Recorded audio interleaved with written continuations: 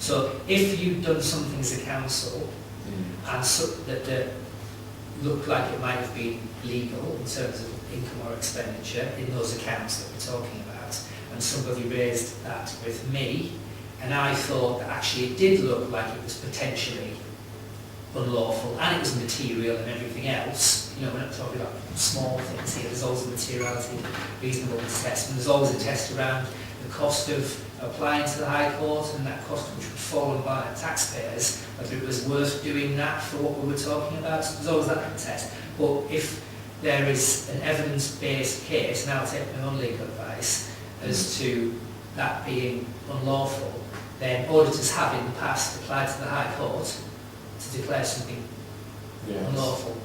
It's not something you do lightly. It sounds like a very complex process. The objector raises their objection. It's up to the Grant Thornton in this case to decide whether that objection is one which has to go to the High Court or not, and they take legal advice. Yeah, and you have to, because ultimately the objector's next course of action, if I turn down a request to do a public interest report, there's no sort of further recourse for that.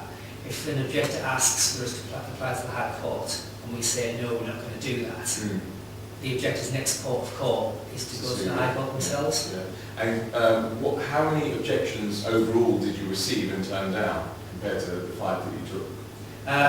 5 qualified as valid objections. I think this year there were another couple of effectively attempted objections which weren't objections, which I just dealt with the elect. From different objectors? Yes.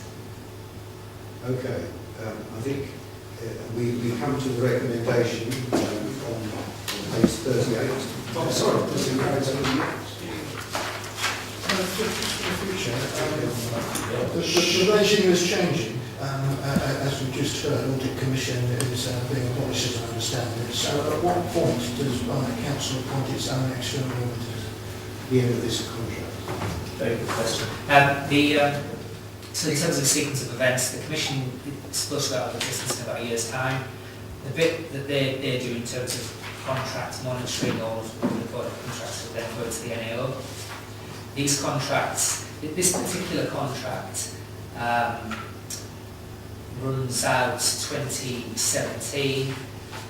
That is the anticipated timeline for the government in councils appointing their own auditors, but clearly there's a lot of work to be done to work out what those arrangements are, and they've been a matter of some debate. Right, so it's 2 or 3 years away. Yeah. Okay. There are only, I think, 13 accounting firms which qualify. I think only about 7 of those 13 are likely to want to be able to do the work. So there is a limited number of external auditors who will be doing these audits. But it's up to either a council or group of councils to appoint them. So I think this helps. I think about every act. So, Yeah. Local Audit Accountability Act.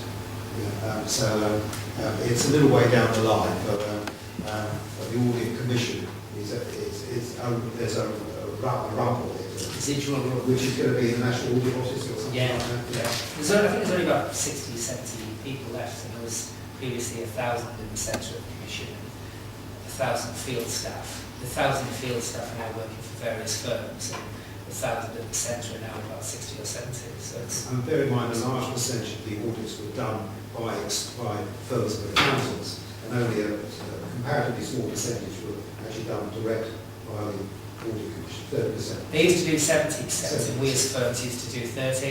Then it's changed. And now it's 100% done by half a dozen firms. Can I move to the recommendations? Okay. It's on top of page 38. The external auditor's annual audit letter for this year be accepted as a reasonable statement. That's in other words, a reasonable statement of the council position in respect to the audit of the accounts, financial performance, value for money, financial resilience, and that the committee consider whether any areas which they require additional information. Agreed. Yeah. And we also then turn to page 56. the absence of the grants, that the content of the reports are noted, the matters raised by the external auditors relating to the grant submission and certification process be noted, and that the committee consider whether there are any areas in which they require additional information. And we've been given additional information about the bits that still are outstanding. Can I ask if that's accepted? Agreed. Thank you very much, everybody. It's yes, oh, sorry. Stop.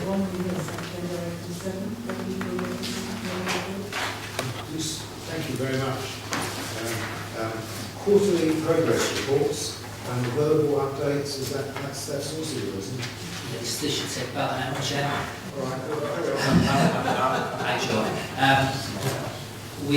as I just said, we've basically just drawn the 12-13 formally to a close.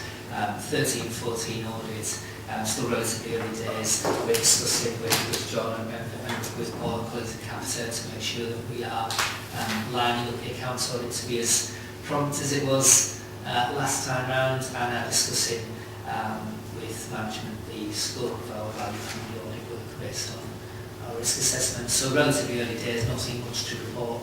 And Capita, I think Councillor Cook raised last time, and we had a director of Capita here who was given the council a letter which says that if there is need to look into their contracts with us somewhere in the audit team, we have the right so to do. And it is a letter which we've seen copies of. Thank you very much, everybody, for such a short but very interesting